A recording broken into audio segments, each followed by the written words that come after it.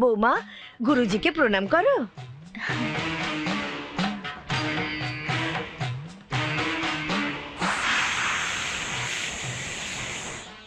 তুমি যাও।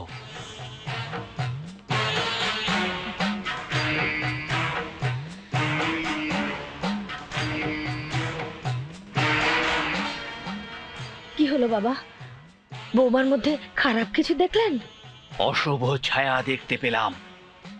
কি বলছেন বাবা, বৌমার মধ্যে অশুভ ছায়া? হ্যাঁ, তবে ভয় নেই, একটা যজ্ঞ করতে হবে, তাহলে সবকিছু ঠিক হয়ে যাবে।